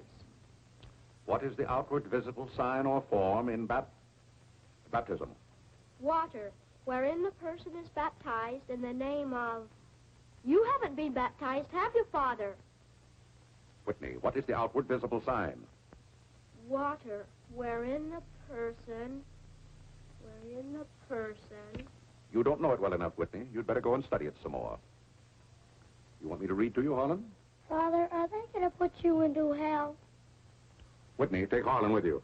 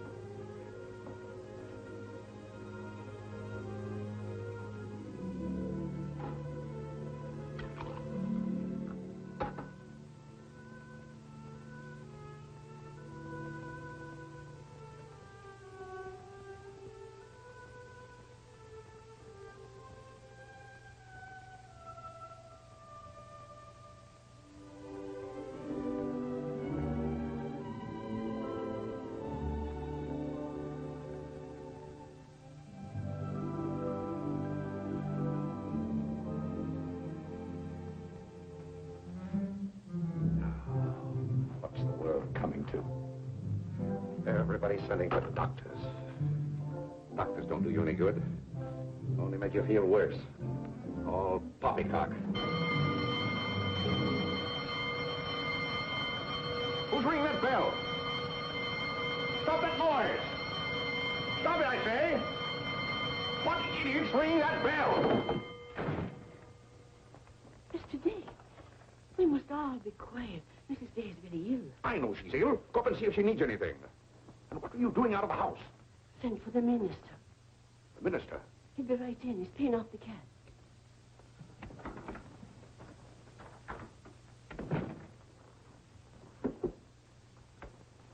I was deeply shocked to learn the serious nature of Mrs. Day's illness.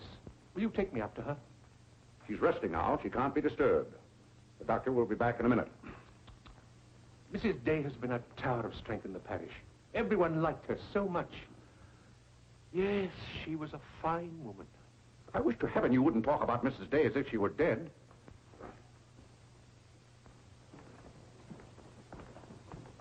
Is the doctor back yet? No. Does she need him? Well, she's kind of restless. She's talking in her sleep and twisting and turning.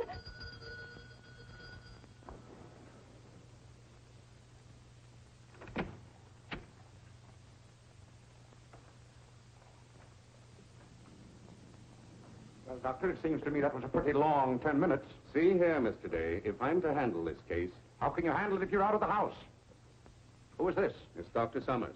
How do you do? I felt that Mrs. Day's condition warranted my getting Dr. Summers here as soon as possible for consultation. I hope that meets with your approval.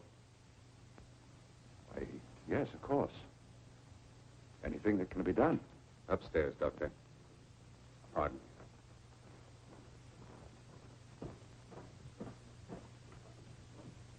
Mrs. Day is in good hands now, Mr. Day. There's nothing you and I can do at the moment to help. Dr. Lloyd. Yes? There's something that's troubling Mrs. Day's mind. Oh? I think you know what I refer to. Yes. You mean the fact that you've never been baptized? Yes, I gathered that you knew about it from your sermon last Sunday. But let's not get angry. I think something had better be done about it. Yes, Mr. Day? When the doctors get through up there, I want you to talk to Mrs. Day. I want you to tell her something. Why, I'd be glad to. You're just the man to do it. She shouldn't be upset about this. I want you to tell her that my being baptized would just be a lot of confounded nonsense. But, Mr. Day... No, she'd take your word on a thing like that. And we both must do everything we can to help her now. But the solution is so simple. It would take only your consent to be baptized. That's out of the question. And I'm surprised that a grown man like you would suggest such a thing.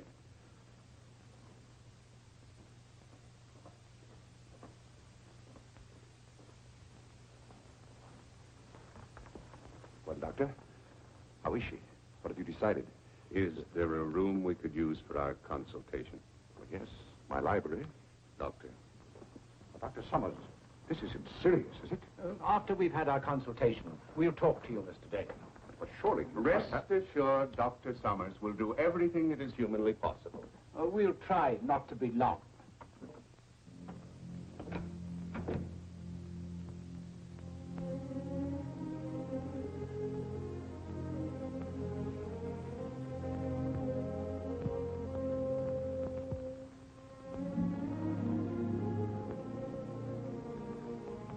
Tell me, this Dr. Summers, he's very highly thought of, isn't he? Oh, yes. Lavinia is seriously... If anyone could help her, he could. Don't you think? Very fine physician. But there is a greater help, ever present in the hour of need. Let us turn to him in prayer. Let us kneel and pray.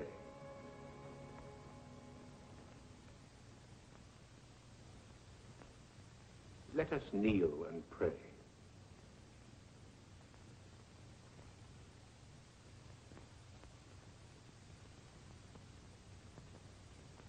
O Lord, look down from heaven.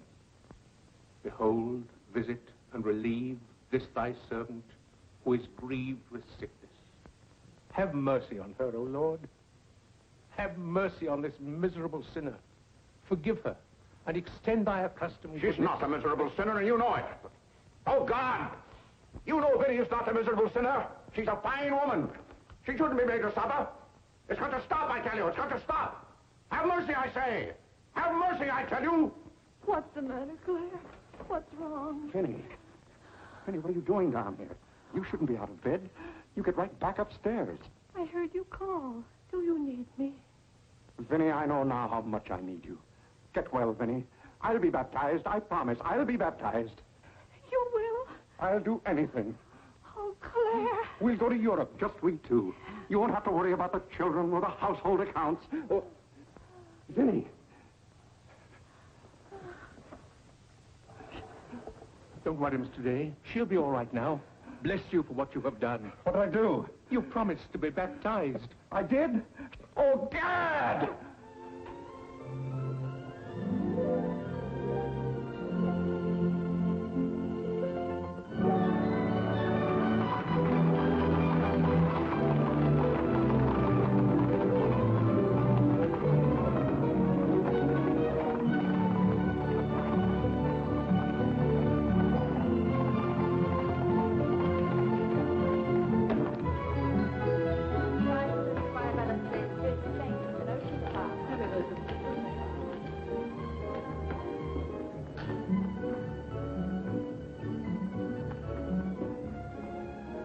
Isn't it drafty here, Mother? Shall I get your coat, Mother? No, thank you. Take cold. I'm quite comfortable, thank you. Come on now, let's stay together. Holland, don't you get lost again. Aren't the hats lovely this year? Ostrich feathers. You wouldn't wear that hat, would you, Mother? I think that's very pretty. I think they're all pretty. Oh, I do need some pink silk thread. Oh, isn't this applique beautiful? Just arrived from Paris, madam. It's charming. What are you looking for, Mother? Oh, I'm just shopping. I think I'll just take a plain one. But this is the very latest. We've only had them in a few days. Remember, Mother, this is your first day out. You mustn't get too tired. No, I'm saving myself, dear. I have to. Cousin Cora's coming tomorrow. She is? Does Father know about it? Not yet. Is Mary coming too? Yes, dear. Helen, don't touch them. I'll bet you knew it. No, Look, I'm Mother, excited. just like Father. Not tomorrow. Aren't the sleeves a little long? Exactly It's well like across the yours. shoulders. Come on now, Harlan. Now, about Take my the hand. sleeve. Don't get lost again. Do we have any more of this material? Yes, we do. Sure, Thank you. I want you to touch them. This one is genuine imitation Dresden. The original design by Duryea. John, isn't this the darlingest thing? It's exactly what I've always wanted. How much is this lovely pug dog? $15, ma'am. $15? Gee whiz, Mother. We can buy a real-life bloodhound for $5. Oh, isn't he perfectly adorable? Oh, I shouldn't. I know I shouldn't. This is Dave. Oh, this is Whitehead. How nice to see you. Are you quite recovered? Almost. This is my first day out. We've missed you at the church. You remember Mr. Morley? How do you do, Mrs. How do you do? Mr. Morley preached the Sunday Dr. Lloyd was ill. Oh, yes. I can't tell you how much I enjoyed your sermon. Even my husband enjoyed your sermon. We just come from the board meeting of the Foreign Missions. I'm taking Mr. Morley home to lunch. I had to drop in here to pick up a purchase. I won't be a minute. Is your parish in the city? Yes, it's on the outskirts. My church is in Audubon Park.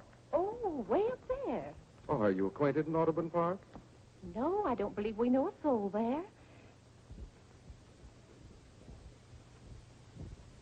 Mr. Morley, would this be possible? My husband, Mr. Day. If we lower the collar, it'll be a very fine fit. You won't find a better suit of clothes in the city for $15. Oh, it's not the price. It's the money.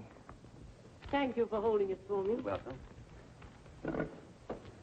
Goodbye, Mrs. Day. I hope we meet again soon. Goodbye. It was very pleasant meeting you again. I think it was divine providence. I shall be delighted to be of service. Goodbye, Mr. Morley. Goodbye. May I work it? Oh, no, it's against the rules.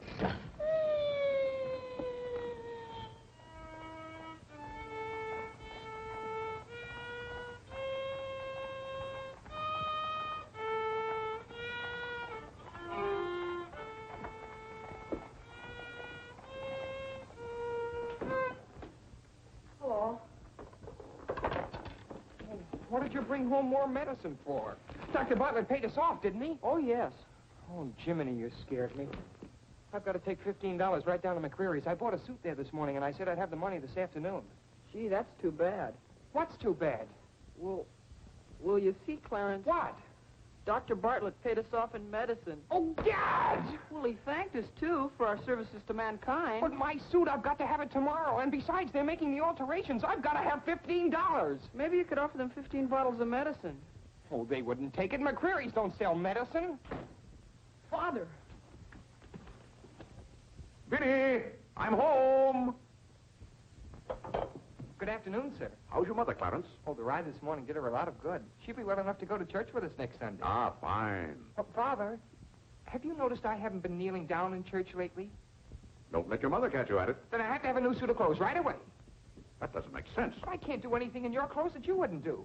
Well, if my old clothes make you behave yourself, I don't think you want to wear anything else. Oh, no, you're you and I'm me. I want to be myself. I mean, suppose I should want to kneel down in front of a girl. Why, in heaven's name, should you want to do a thing like that? Well, I've got to propose to a girl sometime. Clarence. Well, not right away, but for $15 I can get a good suit of clothes. Clarence, you're beginning to talk as crazy as you... Hello, Vinny. You're feeling better today, huh? Much better, thank you, Claire. You don't have to hurry home from the office every day like this. With business the way it is, there's no use going to the office at all. Yes, you do look better, Vinny. What did you do today? Well, I got a carriage and took the boy for a ride, and we stopped in at McCreary. And, oh, Claire, I've the most wonderful news for you. Who do you think I met? Mr. Morley. Morley? Never heard of him. Remember that nice young minister who substituted for Dr. Lloyd one Sunday? Oh, yes. Bright young fellow. Preached a good, sensible sermon. Short one, too. Ought to be more ministers like him. Well, Claire, his parish is in Audubon Park. You know, way up above Harlem. Nobody knows you up there. You'll be perfectly safe. Safe? Vinny, what the devil are you talking about? I've gone all over everything with Mr. Morley, and he's agreed to baptize you. Oh, he has. The young whippersnapper. Very nice of him. We can go up there any morning. We don't even have to make an appointment. Who said I was going to be baptized at all? Why, Claire, you did. Now, Vinny. You gave me your promise, your sacred promise. You said I'll be baptized. I promise I'll be baptized. Well, what if I did? Claire, aren't you a man of your word? Vinny, we all thought you were dying. So naturally I said that to cheer you up. As a matter of fact, the doctor told me that's what cured you. So it seems to me pretty ungrateful of you to press this matter any further. My being well has nothing to do with it. You gave me your word. You gave the Lord your word. And you're going to march yourself up to Mr. Morley's church some morning before you go to the office and be christened. If you think for 1 minute... What in the name of heaven is that? If you think I'm going to let you add the sin of breaking your solemn and sacred promise... I demand to know what that repulsive object is. It's perfectly plain what it is. It's a pug dog. What is it doing in this house? I wanted it, and I bought it. You spent good money for that? Claire, don't try to change the subject. How much did you pay for that atrocity? I didn't pay anything for it. I charged it. Charged it, I might have known. How much was it? $15. $15? For that eyesore?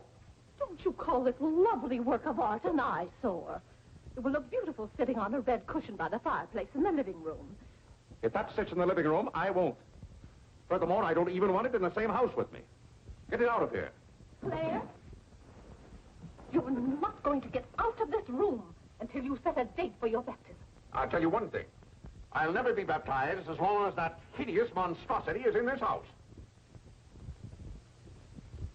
All right. All right. Clarence. That pug dog goes back this afternoon, and he's christened first thing in the morning.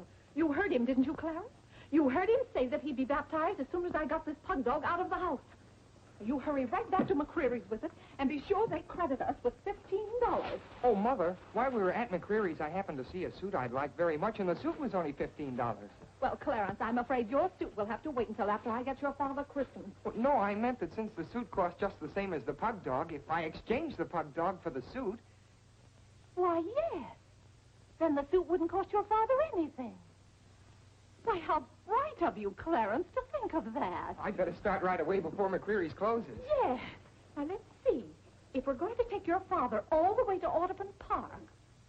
Clarence, on your way back, you stop at the livery stable and tell them to have a cab here at 8 o'clock tomorrow morning. Mother, a cab? Do you think you ought to? We can't walk all the way to Audubon Park. But you know what a cab does to Father. This is a very important occasion. All right. Get one of their best cabs, the kind they use at funerals. Well, those cost $2 an hour, and if Father gets mad... Well, if your father starts to argue in the morning, you remember. Oh, he agreed to it. We both heard him.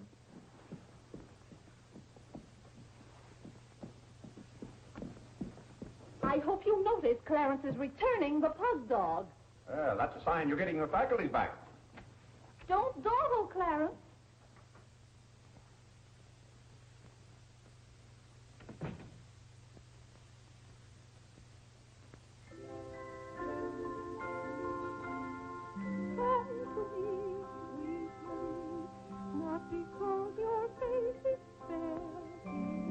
Vinny, it's good to hear you singing again. But your smile so pure and sweet makes my happiness complete, makes me falter at your feet, sweet Marie. Oh, on the way uptown, I stopped in at Tiffany's and bought you a little something. Thought you might like it. Claire, what a beautiful ring. I'm glad if it pleased you. Oh, Claire, how sweet of you. I don't know how to thank you. Well, it's thanks enough for me just to have you up and around again. You know, when you're ill, Vinny, this house is like a tomb. There's no excitement. That's the loveliest ring you ever bought me. Now that I have this, you needn't buy me any more rings. Well, if you don't want any more... What I'd really like now is a nice diamond necklace. Vinny, Do you know how much a diamond necklace costs? Yes, I know, Claire, but don't you see, you're giving me this shows I mean a little something to you. Now, a diamond necklace. Good heaven. If you don't know by this time how I feel about you. We've been married for 20 years, and I've loved you every minute of it. What did you say, Claire? I said we've been married for 20 years, and I've loved you every minute of it.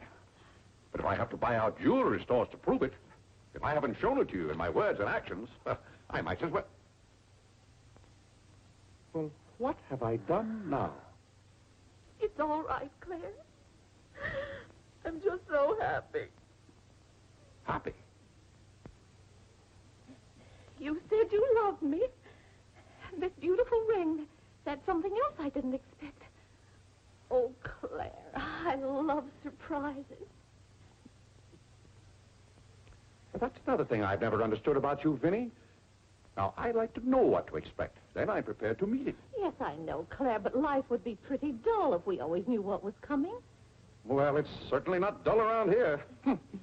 In this house, you never know what's going to hit you tomorrow.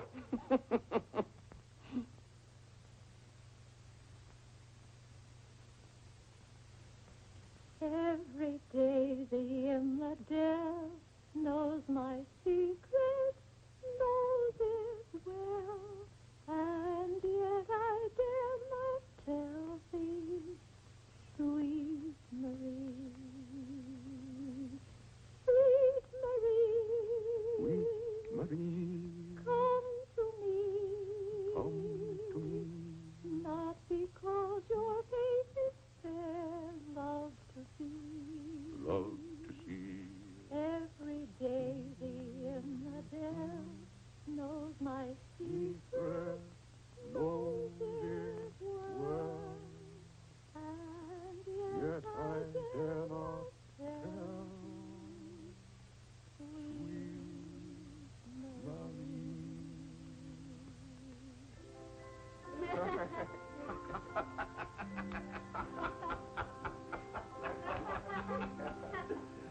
Well, then, Harlan, you ready? Who are you? What's your name? Margaret, sir. Can't be Margaret. We've got one Margaret in the house. At home they call me Maggie, sir. All right, Maggie. If her name's Margaret, that's a good sign. Maybe she'll stay a while. Do you know, boys, your mother used to be just the same about cooks as she is about maids. Never could keep them, for some reason. Well, one day about 14 years ago. Yes, it was right after you were born, John. My, you were a homely baby. Thank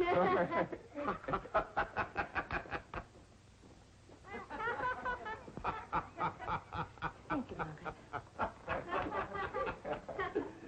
Good morning, boys. Good morning. Good morning, Mother. Good morning, Claire. Why, Vinnie. Why, you look as though you were dressed for a wedding. Do I, dear? Yes. Have a good night? Yes, thank you, Claire. Sit down, Vinnie. Sit down, boys. Oh, thank you, Clarence. Well, seems to me everyone's all dressed up this morning. What's on the program for this fine day? Well, this afternoon, May Lewis's mother is giving a party for everyone in May's dancing class. Harlan's going to that. I don't want to go, Mama. Harlan, don't you want to go to a party and get ice cream and cake? May Lewis always tries to kiss me. When you get a little older, you won't object to girls wanting to kiss you. Will he, Clarence?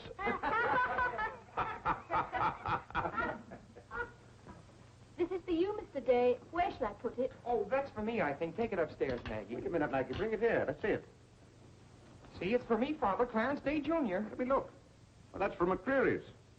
And it's marked charge. What is it? Claire, it's all right. It's nothing for you to worry about. Well, at least I think I should know what's being charged to me. What is it? Claire, stop your fussing. It's a new suit of clothes for Clarence, and it isn't costing you a penny. It's marked charge $15. It's costing me $15. And I told Clarence... Claire, can't you take my word? It isn't costing you a penny. I'd like to have you explain why it isn't. Because Clarence took the pug dog back and got the suit instead. Of course. And they've charged me $15 for the suit. Nonsense, Claire. We gave them the pug dog for the suit, don't you see? Then they've charged me $15 for the pug dog. But, Claire, they can't. We haven't got the pug dog. We sent that back. Well, Hmm? But... Well, now, wait a minute, Vinny.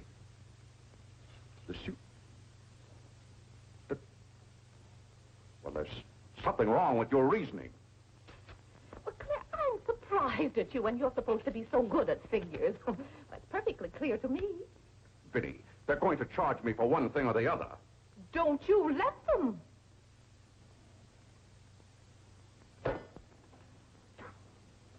Well, McCreary's aren't giving away suits and they aren't giving away pug dogs.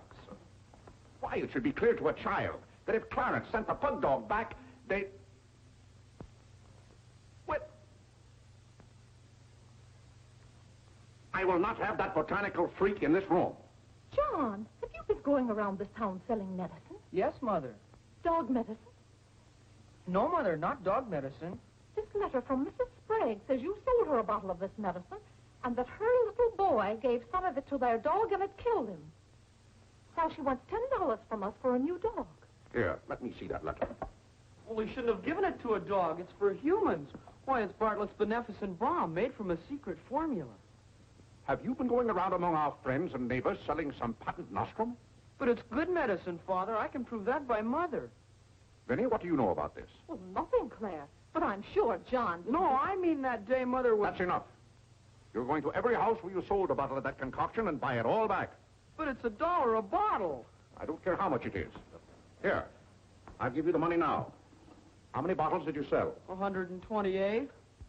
128? Claire, I always told you John would make a good businessman. Young man, you'll have to come down to my office with me.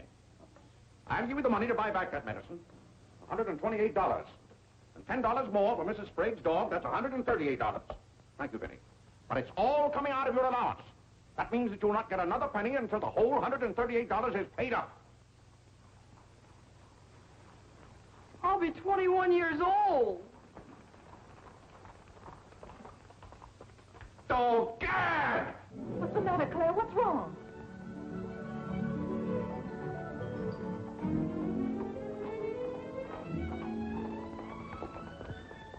Those gypsies are back. Don't anyone answer the door. They're moving in on us again, bag and baggage. I won't have it, I tell you. I won't have it. Now, Claire. Don't let them in. Claire, hush up. They'll hear you. Tell them to get back in that cab and drive right on to Ohio. As if we could turn our own relatives away. But they're extravagant enough to take cabs when horse cars run right by our door. And now you be quiet and behave yourself. John, come help with the baggage. Why did they always have to pounce on us without any warning? Cora, Mary. Well, it's so good to have you back again. How are you, Vinny? We've been so worried about you. Oh, I'm fine now. Did you have fun in Springfield? Was it? John, my, you're still growing. Thank you, Cousin John, Cora. go get the baggage. There's Whitney. Whitney. How are you, darling? Fine, thank you. And little Harlow.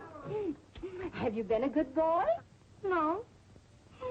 Claire, the girls are here. Cousin Claire, here we are again. My, it's so nice to be back. How do you do, Mr. Day? How do you do? Come and sit down and have some breakfast with us. Oh, we had breakfast at the depot. Well, we practically finished ours. I haven't finished my breakfast. Well, then sit down, Claire. Come and have a cup of coffee anyway. Oh, Mary, sit Betty. over there. Cora, Maggie, clear those places. My, this seems so natural. Claire, don't let your kippers get cold. Maggie, serve some coffee. Yes. Oh, where's Clarence? He must be upstairs moving his things so you can have his room again. Oh, Vinny, we can't stay overnight. Grandpa Ebbets has been sailing very fast, and that's why I have to hurry back. We're leaving on the 5 o'clock train this afternoon. Well, Cora, it certainly is good to see you again.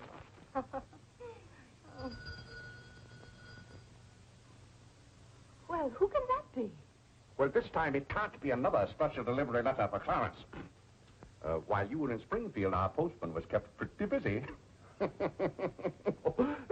the cab, ma'am. Cab? What cab? The cab that's to take us to Audubon Park. Oh, who's going to Audubon Park? We all are. Cora, the most wonderful thing has happened. Claire is going to be baptized this morning. Vinny, what are you saying? I'm saying you're going to be baptized this morning. I am not going to be baptized this morning or any other morning. You promised yesterday that as soon as I sent that pug dog back, you'd be baptized. I never said anything remotely like that. Clarence was right there and heard you. That's why I ordered the cab. The cab. Vinny? You send that right back. I'll do nothing of the kind. I'm going to see that you go to heaven. I can't go to heaven in a cab. Oh. Well, you can start in a cab. I'm not sure they'll ever let you into heaven, but I know they won't unless you're baptized. They can't keep me out of heaven on a technicality. Claire, stop quibbling. You may as well face it. You've got to make your peace with God. Until you stirred him up, I had no trouble with God. Harlan, Whitney, come get your Sunday hat. Clarence, John. Yes, Mother? Hurry, we're ready to go. Oh, my prayer book. Harlan, come let me fix your tie. Vinny, are you mad? Was it your plan that my own children should witness this indignity? Why, Claire, they'll be proud of you. I suppose Harlan is to be my godfather. Vinny, I won't go through with this thing. That's final. Claire, dear, if you feel that way about it... I do.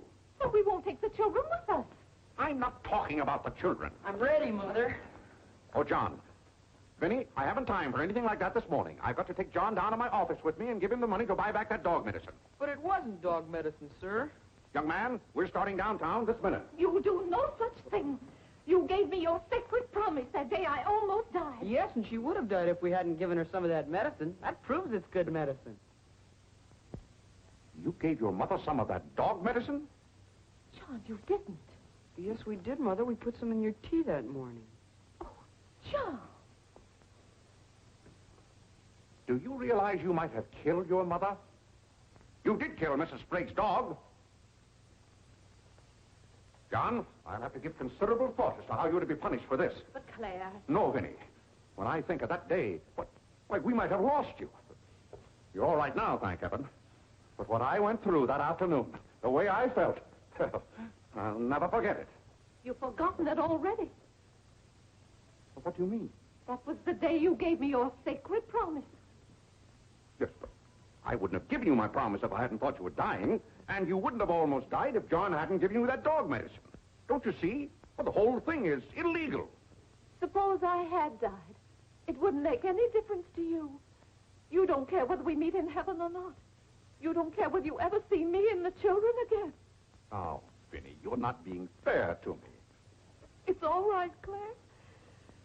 If you don't love us enough, there's nothing we can do about it. But that has nothing to do with it.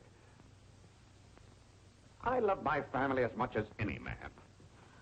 All my life, I struggled and worked just to... Yeah, there's that cab.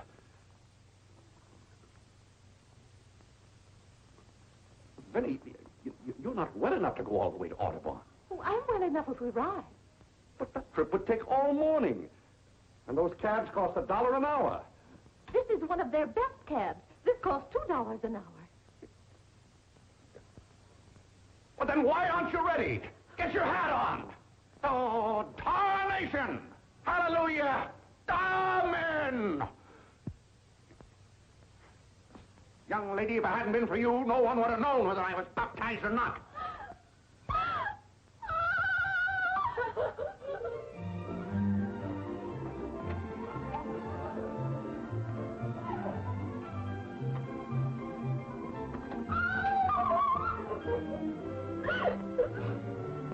Oh, Gad!